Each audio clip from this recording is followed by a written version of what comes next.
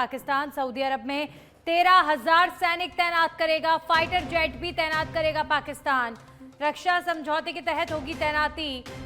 War breaking, इस वक्त की बड़ी खबर, पाकिस्तान की सेना सऊदी अरब में तैनात होगी। सऊदी अरब की सुरक्षा के मद्देनजर ये एक म्यूचुअल डिसीजन लिया गया है और पाकिस्तान ने तय किया है कि पाकिस्तान अपनी सेना के 13,000 जवान जो है वो सऊदी अरब की सुरक्षा में तैनात करेगा। इस समय पाकिस्तान इस पूरी वॉरशिप के बीच ये दिखाने की कोशिश कर रहा है कि मैं हर जगह पर पीस चाहता हूं, लेकिन कितना पीस प्रेमी पाकिस्तान है ये कोई पाकिस्तान से जाकर पूछे। अभी फिलहाल पाकिस्तान की तरफ से सऊदी अरब की सुरक्षा को लेकर 13,000 सैनिक वहां पर तैनात करने की बात सामने आ रही है।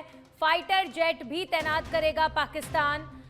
ईरान और अमेरिका इजराइल के बीच चल रहे इस युद्ध के बीच मिडिल ईस्ट की कई ऐसी कंट्रीज जिन्हें ईरान टारगेट कर सकता है।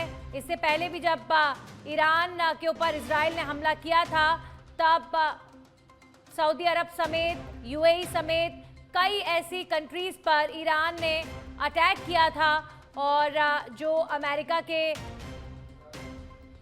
इंटरेस्ट वाले क्षेत्र वहां पर अमेरिका के जो ऑफिसेज हैं उन्हें टारगेट किया गया था। और अब पाकिस्तान सऊदी अरब में 13,000 सैनिक तैनात करेगा, ऐसी खबर आ रही है। वहीं अमरनाथ यात्रा 3 जुलाई से होगी शुरू। 29 जून ज्येष्ठ पूर्णिमा को होगी पहली पूजा। 28 अगस्त तक चलेगी यात्रा। 15 अप्रैल से शुरू होगी यात्रा और इसके लिए एडवांस रजिस्ट्रेशन कुल 57 दिनों तक चलेगी ये यात्रा। लाखों श्रद्धालुओं के शामिल होने की उम्मीद है। यात्रा से पहले ज्येष्ठ पूर्णिमा पर विशेष पूजा अर्चना का प्रावधान रखा गया है। तो अमरनाथ यात्रा को लेकर इस वक्त का बड़ा अपडेट। 15 अप्रैल से शुरू होगी यात्रा। कुल 57 दिनों तक ये यात्रा चलने वाली है और जो एडवांस रजिस्ट्रेशन है वो भी होने शुरू हो चुके हैं। लाखों श्रद्धालुओं के इस अमरनाथ यात्रा में शामिल होने की उम्मीद।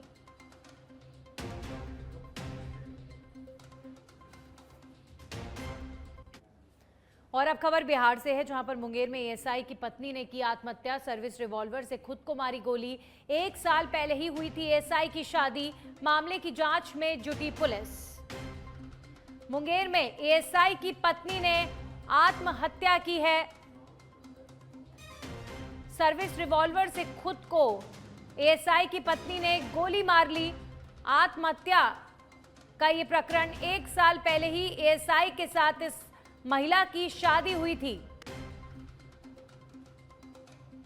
तो अभी फिलहाल इस पूरे मामले की जांच में पुलिस जुटी हुई है और बिहार के मुंगेरी में ये घटना सामने आई है, जहां पर एक एएसआई की पत्नी ने मुंगेर में एएसआई की पत्नी के आत्महत्या के प्रकरण में अब सबसे बड़ा प्रश्न ये खड़ा होता है कि आखिर क्या कारण रहा कि इस महिला ने आत्महत्या को गले लगाया। एएसआई की पत्नी द्वारा आत्महत्या का प्रकरण। अब खबरों में आगे बढ़ेंगे और बात करेंगे जयपुर से खबर है, जहां पर आशा भोसले के निधन पर शोक संवेदना प्रकट की गई है। राज्यपाल हरिभाऊ बागड़े ने जताया गहरा शोक और कहा कि भारतीय संगीत जगत की अपूर्णीय क्षति। सिनेमा, संगीत, शास्त्रीय और सुगम संगीत में रहा आशा भोसले का अहम योगदान। लगभग सभी भारतीय भाषाओं में संगीत को समृद्ध करने का काम उन्होंने किया। राज्यपाल ने ईश्वर से दिवंगत आत्मा की शांति की प्रार्थना की है।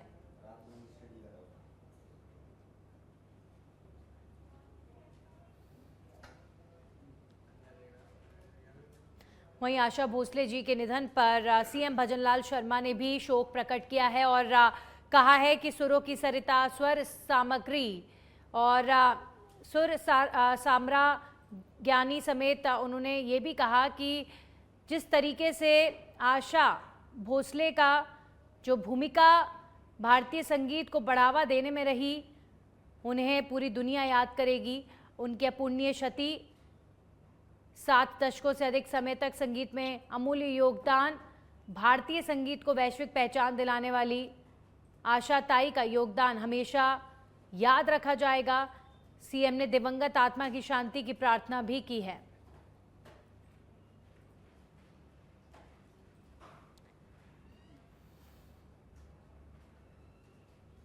वहीं जयपुर में गर्भवती महिला से छेड़छाड़ का मामला सामने आया है। जानकारी के अनुसार जवाहर सर्कल इलाके में एक बदमाश ने महिला का पीछा किया और सुनसान गली में उसे पकड़ने की कोशिश की है। महिला ने विरोध करते हुए शोर मचाया, जिसके बाद आरोपी मौके से फरार हो गया। घटना का वीडियो सामने आने के बाद पुलिस ने फुटेज के आधार पर आरोपी की पहचान करने और उसकी तलाश शुरू कर दी है। पुलिस का कहना है कि आरोपी को जल्द गिरफ्तार करने के लिए टीमों का गठन किया गया है।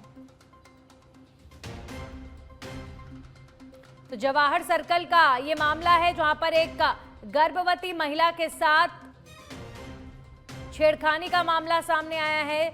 जयपुर में गर्भवती महिला के साथ छेड़छाड़, सुनसान रास्ता देखकर आरोपी ने महिला को पकड़ने की कोशिश की है। शर्मनाक ये घटना, और आप तस्वीर देख सकते हैं, ये सीसीटीवी फुटेज है। एक गर्भवती महिला जो एक सुनसान गली से निकलती हुई नजर आ रही है और ये आरोपी जो इस महिला का पीछा कर रहा है। जवाहर सर्कल इलाके का ये जो वीडियो आप देखिए, किस तरीके से इस आरोपी ने महिला को पकड़ने की कोशिश की, इसके साथ गलत हरकत। ये शर्मनाक है। जयपुर में इन दिनों में लगातार इस तरीके की जो घटनाएं हैं वो सामने आ रही हैं और ये तस्वीरें विचलित करने वाली हैं। आप इस आरोपी को देखिए, ये किस तरह महिला का पहले पीछा करता रहा और उसके बाद महिला को सुनसान गली में पाकर उसको गलत तरीके से पकड़कर छेड़कर वहां से चला जाता है, उसके साथ गलत हरकत कर कर चला जाता है। शर्मनाक ये तस्वीरें हैं। जयपुर में इस तरह की घटनाएं लगातार बढ़ रही हैं, जो यहाँ के इस तरीके के लफंगों की मानसिकता को दर्शाता है कि पुलिस से ये लोग नहीं डरते, कानून से ये लोग नहीं डरते।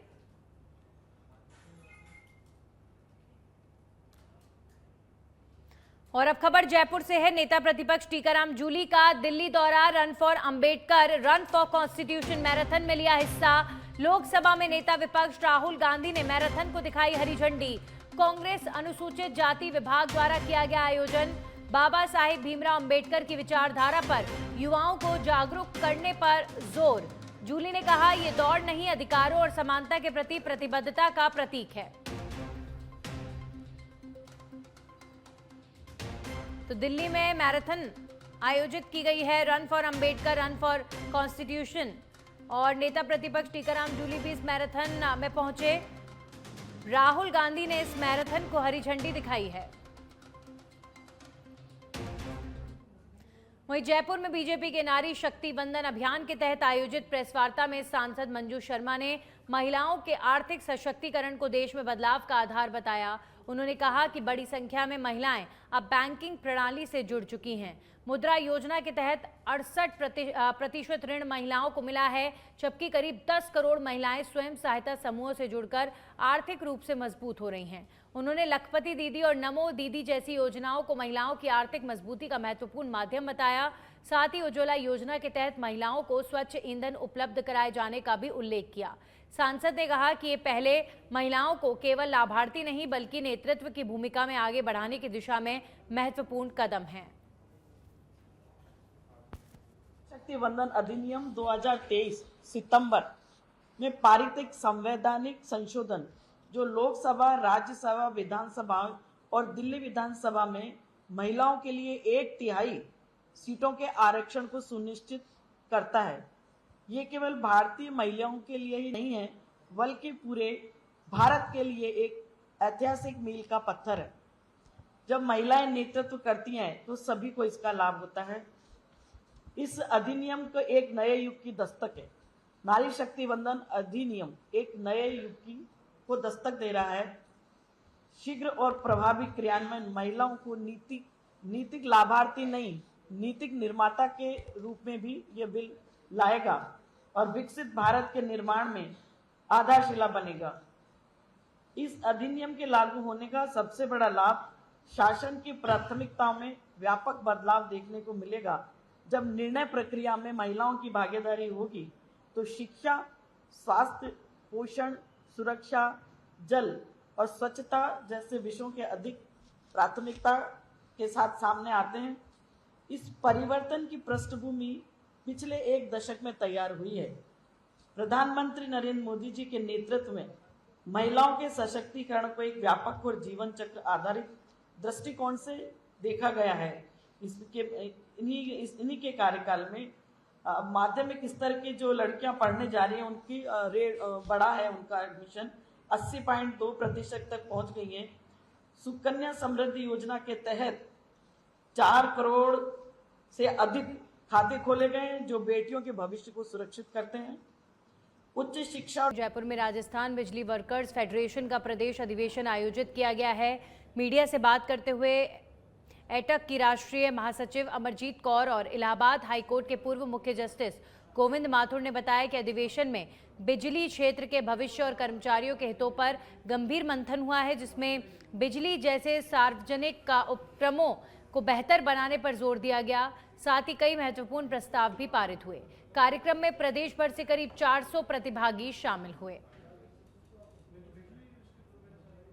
राजस्थान विशेष के अंदर भी अभी भर्तियां रुकी हुई हैं और बहुत सारे काम आउटसोर्सिंग पे दे रहे हैं और डिस्ट्रीब्यूशन को प्राइवेटाइजेशन की तरफ बढ़ाने की कोशिश कर रहे हैं।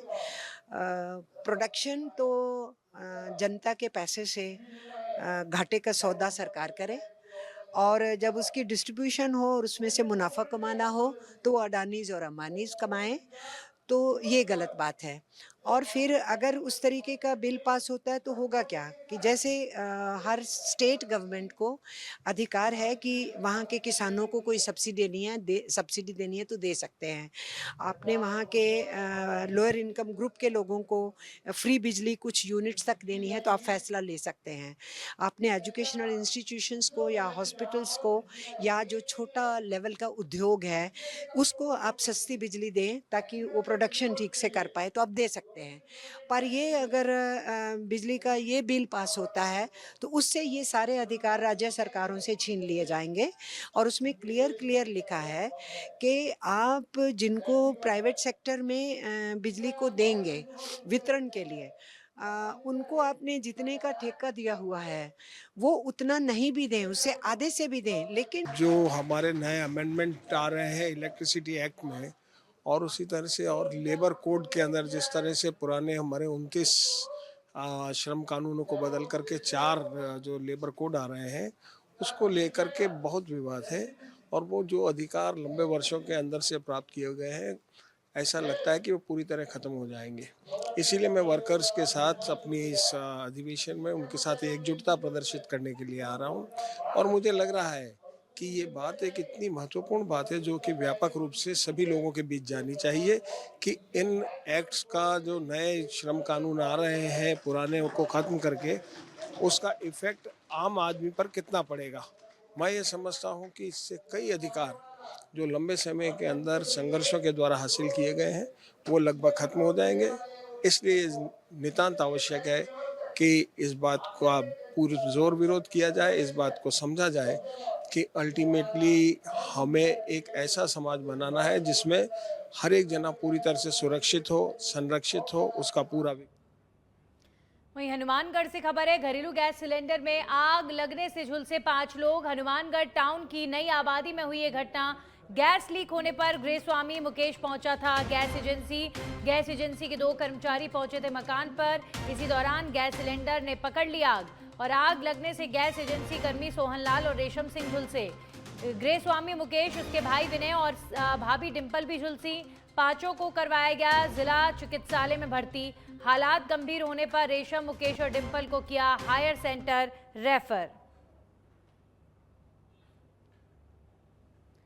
तो हनुमानगढ़ टाउन की नई आबादी में घटना, गैस लीक होने पर गृहस्वामी मुकेश पहुंचा था गैस एजेंसी और गैस एजेंसी के 2 कर्मचारी पहुंचे थे मकान पर।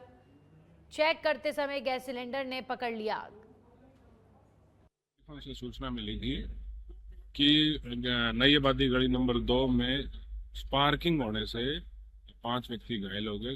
घटना ये थी कि इंडियन गैस एजेंसी है चमकौर सिंह, उस पे जो मालिक बैठा था उस पे चिंपा जी वकील साहब, उन्होंने आके कहा कि हमारे एक सिलेंडर है और उसमें थोड़ी दिक्कत है, आप कर्मचारी भेजो। उन्होंने कर्मचारी भेजे, उन्होंने चेक करना चाहे तो उसी टाइम अचानक किसी वजह से स्पार्किंग होने की वजह से वो फ्लेम ने थोड़ी आग पकड़ ली। उसकी से कर्मचारी जो है इंडियन वाले 2 कर्मचारी और 3 उनके जो है वकील साहब के वहीं अलवर के खेड़ली से खबर है, जहां पर कठुमर विधानसभा क्षेत्र को विकास की एक नई बड़ी सौगात मिली है। करीब 40 करोड़ रुपए की लागत से बनने वाली एमडीआर सड़क का शिलान्यास राजस्थान के गृह राज्य मंत्री जवाहर सिंह बेडम और विधायक रमेश खींची ने किया। ये सड़क का वडोदा मेव से हलेना तक बनेगी, जिससे इलाके में कनेक्टिविटी मजबूत होगी। शिलान्यास के मौके पर जनसभा को संबोधित करते हुए गृह राज्य मंत्री ने क्षेत्र के विकास और पानी की समस्या के समाधान को लेकर भी बड़ी बातें कही हैं।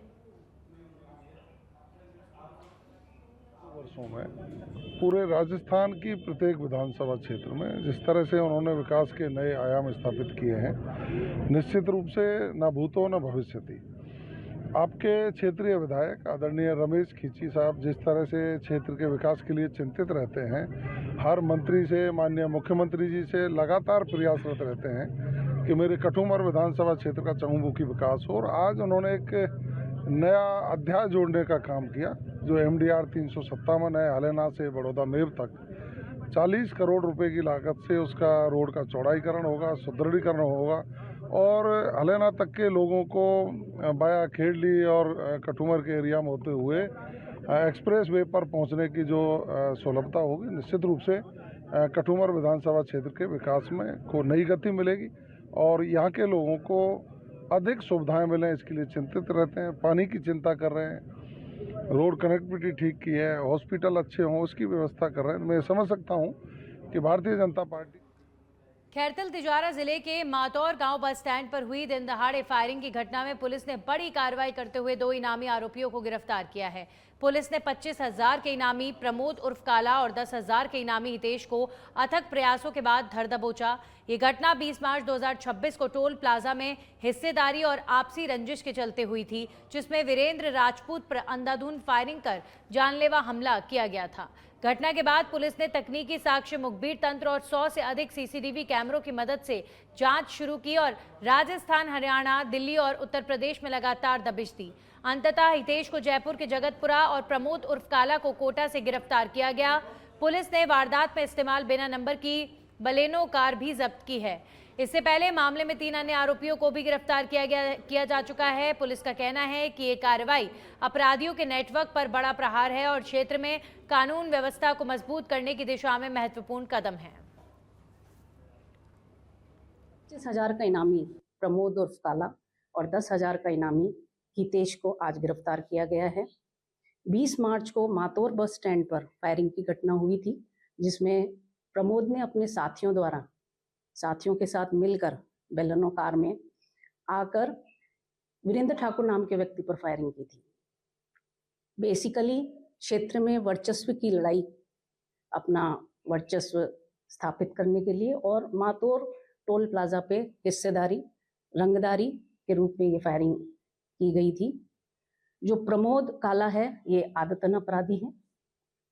इसके विरुद्ध दिल्ली में 6 प्रकरण और राजस्थान में कुल मिलाकर दर्जन भर के प्रकरण इसके दर्ज हैं और जो सभी प्रकरण हैं संगीन धाराओं में हैं, संगीन अपराध की श्रेणी में आते हैं।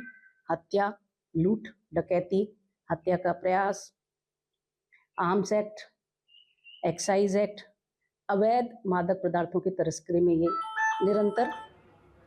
और जयपुर से बड़ी खबर है, जहां पर एएनटीएफ की 7 जिलों में एक साथ बड़ी कार्रवाई। 85 किलो अफीम और डोडा पोस्ट समेत 7 तस्करों को किया गिरफ्तार। 15 किलो गांजा भी बरामद किया गया है। राजसमंद में 5,860 अफीम के पौधे नष्ट किए गए। 12.130 किलोग्राम गांजा बरामद कर एक आरोपी को गिरफ्तार किया गया। वहीं बाड़मेर में 76.108 किलो डोडा पोस्ट बरामद कर एक आरोपी को गिरफ्तार किया गया। बाड़मेर में 7.96 किलो डोडा चूरा जब्त किया गया। वहीं कोटा में 1.75 किलो गांजा बरामद कर एक आरोपी को गिरफ्तार किया गया है। कोटा में 432 ग्राम गांजा बरामद कर एक आरोपी को गिरफ्तार किया गया। जयपुर के पत्रकार कॉलोनी में गांजा और डोडा पोस्ट पाउडर समेत नकदी बरामद कर एक आरोपी को गिरफ्तार किया गया। प्रतापगढ़ में गुजरात पुलिस के वांछित अपराधी को भी गिरफ्तार किया गया है।